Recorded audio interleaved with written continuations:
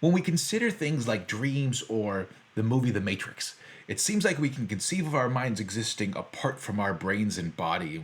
But are we really conceiving of ourselves that way? Or is it some kind of illusion? And even if we are, does that mean that it's possible? Let's consider.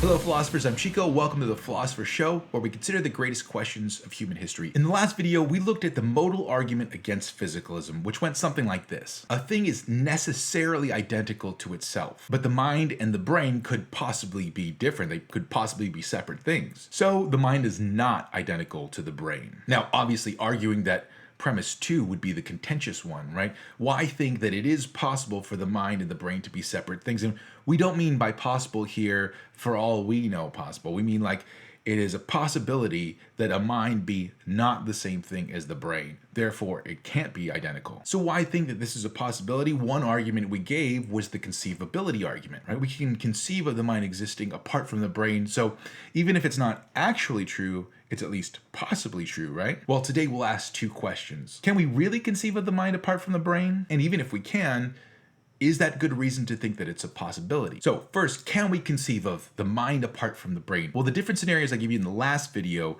were the dream argument and the brain in the vat / evil genius argument. So for example, when you're in a dream, you're picturing all these things happening, you're picturing your body doing these things, and yet your body is not doing those things. Otherwise, you'd be walking around for real or stuff like that. And maybe it's possible that none of this stuff is real, it's all an illusion, and we're all just being deceived by some evil genius. Even if we're not dreaming right now, or even if we're not actually being deluded by some evil genius, at least in those cases, you are conceiving of yourself existing apart from the physical things that take yourself to be associated with, right? So it seems like you're conceiving of yourself apart from those things. One possible objection here is that maybe this is a case of mistaken identity. So philosopher Michael Tai, for example, has this scenario where he says, is it possible for the number pi to have 7 consecutive sevens? Let's say I ask you that question, you say, yes, it is possible.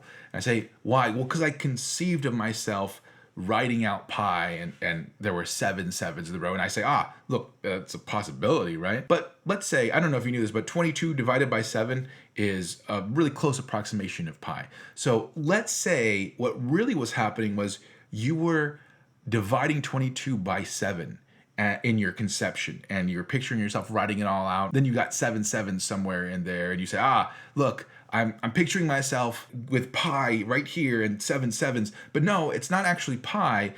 The problem is that those two concepts, pi and 22 divided by 7, are so similar that in your mind, you're picturing the wrong thing. You're imagining the wrong thing.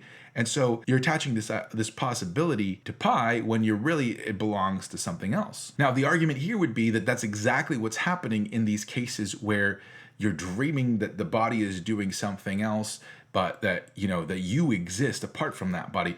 No, what's really happening is that a duplicate, something that's identical to your body, but not your body itself. You're seeing like maybe a doppelganger body, right? And that's what you're seeing and conceiving of yourself in a different place, or conceiving of yourself without that thing. That's really what's happening inside of your mind. It's not that you're conceiving of yourself and your body separate from you. Now, you may say, but isn't that possible with like regular visual perception of anything? So for example, I remember I once had someone ask me, hey, you drive a white Land Rover, right? And I remember thinking, man, I've never driven anything like that in my life. No, but a guy that looks like me, apparently, that lives sort of around here, drives a white Land Rover, and somebody told me I could have swore it was you. It looked just like you, but obviously not me. Now, when we're talking about visual experience, I can go check the experience, right? I can go to that guy, knock on the window. Hey, you're not Chico? Who are you? But you can't do that with your concepts, right? You can't lay them out in front of you and say, this one is pi and this one is 22 over 7. So I can see I was wrong here, right? You can't have that kind of visual inspection. So the response goes, we can't trust that conceptual identity, whereas we have more claim to trust it in visual experience. But then again, you might object, no, we have that kind of ability to check. So for example, one of my favorite shows, this is really lame, I know, I apologize, but Ghost in the Shell standalone complex, phenomenal, right? As weird, if you don't know what I'm talking about, then it's a little embarrassing. Please don't go watch it. But if you do, it's a sick show, right? And one of the ideas in that is that these people have the ability to download their consciousness in these robot bodies. Like I said, kind of embarrassing. And when I ask my class sometimes, do you think that's possible? A lot of times people will say, yeah, of course it's possible, right? I can picture it. I can conceive of it happening. But then when I ask them a little bit more, like, imagine downloading your consciousness into a computer, say, right? And then copying that consciousness and pasting it elsewhere. If you can download it from your brain into a computer, doesn't that mean, first of all, that you have two consciousnesses? And then if you can copy and paste it, you can have a potentially infinite number of consciousnesses. And yet consciousness is all about like unity, right? About one thing. So it seems like that wouldn't be your consciousness. It would be like a copy of your consciousness, and your consciousness would stay right where it belongs in your brain. Now, this is an example of how conceptual analysis can progress. I can inspect these different concepts in such a way, in the same way that I can inspect, the guy that's driving the Land Rover and see, is this what I think it is? And in fact, the guy that originally gave this argument, Rene Descartes, he was very specific in saying that he believes that the difference maker here is that the conception of ourselves is a clear and distinct idea. We start with a muddled conception of exactly what we are and what our mind is, and we go from there and sort of hone our concepts. For another example, I might ask you, is it ever possible that one could actually be two?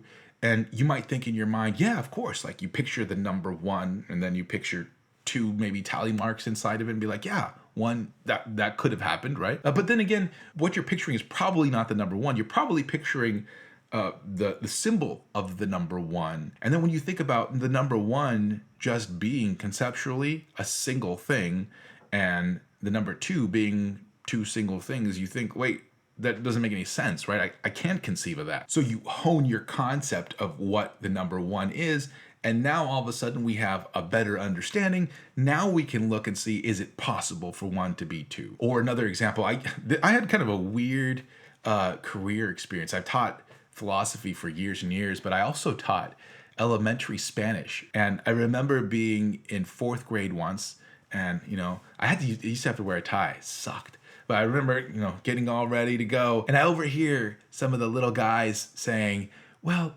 I don't know if that's possible. Well, anything is possible. And this is why philosophy teachers should not teach little children. I remember saying, I don't know why I did this, but I was like, well, not anything's possible, right? And you should have seen like all these looks like, what? Are you crushing my childhood? And I'm like, well, you couldn't have, for example, like a square circle. Oh my gosh, I've never seen people flip out like that. All these fourth graders were sprinting to the front board and drawing these little pictures, trying to prove to me that you could have a square circle. So I remember one of them was like a rounded square. And I was like, well, that's neither a square nor a circle, right? It's not a square circle. Another one did like a square and a circle inside of it, right? And I'm like, well, that's both a square and a circle, but it's not a square circle. And one did the same like rounded circle or rounded square and used dotted lines. And I remember thinking like, that's even worse, right? You put dotted lines on it, like what just happened? But no, I said, hey guys, what is a square? Four-sided object. What is a circle? A thing with no sides. Yeah, so that doesn't make sense, right? You couldn't have a squared circle. So now notice, they thought they were conceiving of a squared circle, but really they were conceiving of different things. But then again, after we, analyze the concepts, now all of a sudden we see, no, yeah, you're right. That doesn't make sense. What we thought we were picturing was not really it, but we could investigate. And Descartes' point is, once you have investigated certain concepts, some of them you can get this clear and distinct idea of to where you're sure. And even if Descartes' wrong, we could say, well, that's the best we can do, so we just proceed with what we got. Anyway, second question, is conceivability a good determiner of what's possible? Even if we are conceiving of our bodies really out there and ourselves, our minds somewhere differently, is that an indicator of what's possible?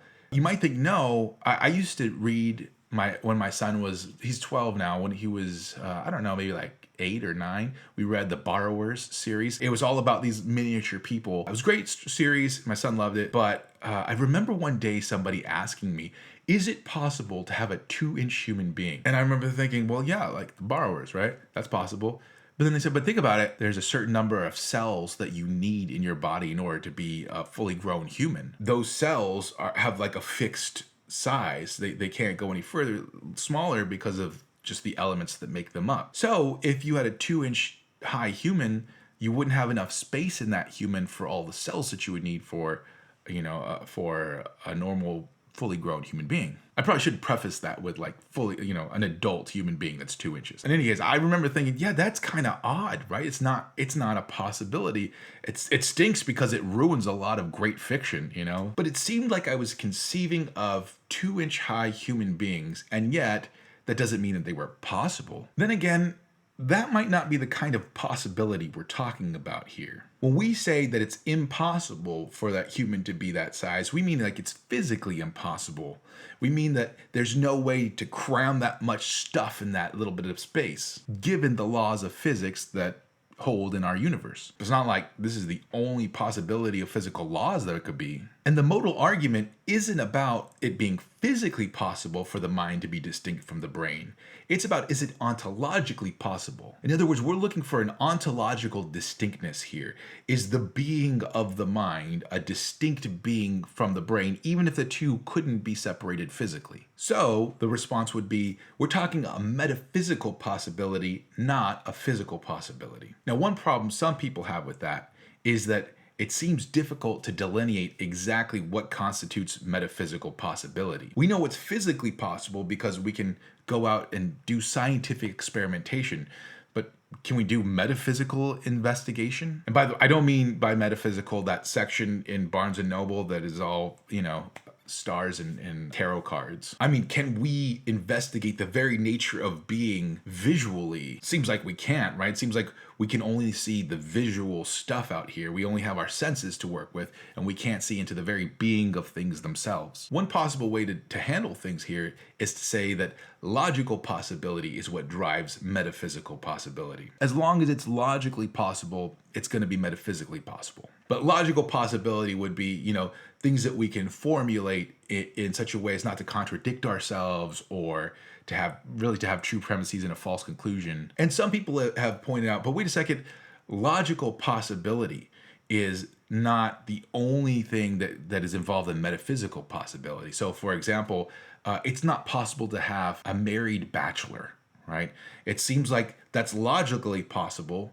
You don't have a contradiction in the structure of that, but it is metaphysically impossible because just what a bachelor is an unmarried man. So you couldn't have a married bachelor. That doesn't make sense. Then again, I think when it comes to stuff like that, like married bachelor, we're just talking about the translation from natural language into logic. If you were interested in that stuff, by the way, you should definitely check out my Introduction to Logic course. Still working on it. I'm like chapter 4 of who knows how many chapters. But personally, when I think about that example of the married bachelor, I don't think that you have a logical possibility there. I think what you have is a problem with taking your concepts into your logic. If we had gotten that straight in the translation there, then you would have seen a contradiction, because obviously bachelor means unmarried. We're saying married, that's a contradiction. In any case, there are other examples people give of the distinction between logical and metaphysical possibility. But we can leave it at this.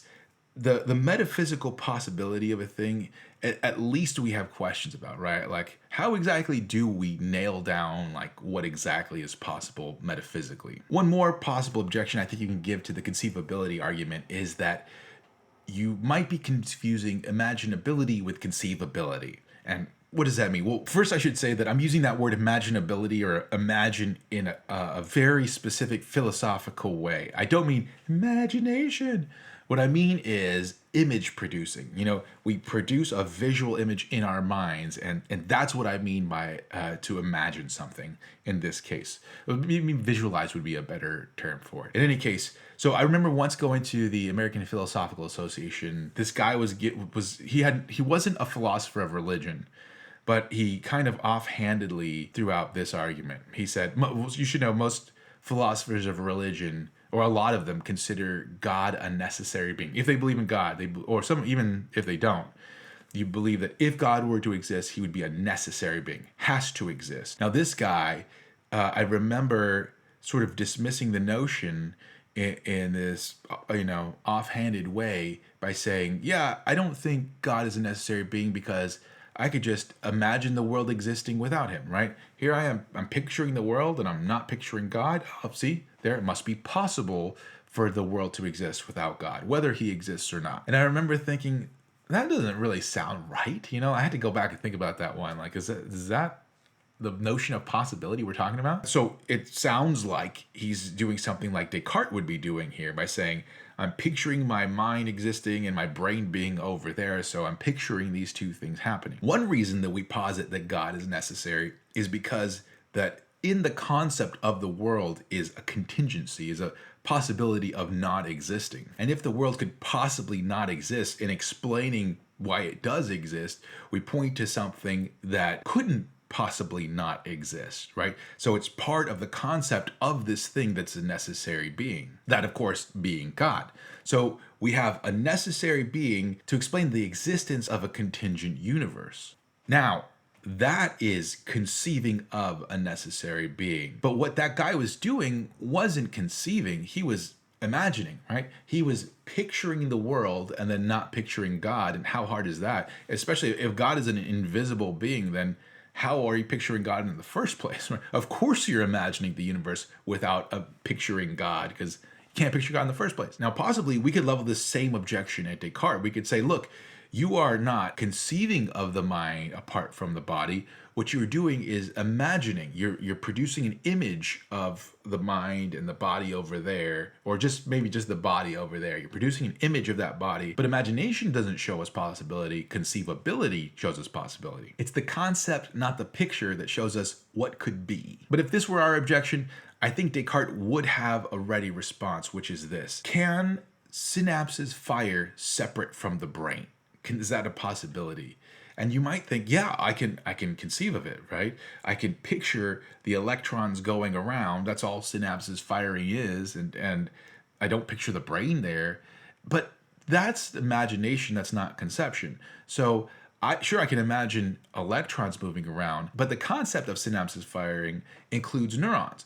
It's the concept is neurons, passing electrons down. However, that's not the same thing we're doing when we talk about thinking versus neurons firing. Thinking is an operation whose concept doesn't include any particular thing causing that thinking to happen. Now, maybe it's the case that the brain causes thinking to happen, but Descartes' point here is that it didn't have to be that way. The two could be conceptually distinct because there's nothing in that conception of thinking that requires the brain in the same way as the conception of synapses firing requires the brain. So Descartes could argue, what my dream argument here shows is that we are conceiving of thinking apart from conceiving of a physical brain that does that thinking. And even if the brain is connected to the mind in such a way that, it's driving everything that's happening in the mind, the two are still ontologically distinct things. And maybe there's some possible way the universe could have been where we could have had minds without brains. Now, of course, all of this assumes that being conceptually distinct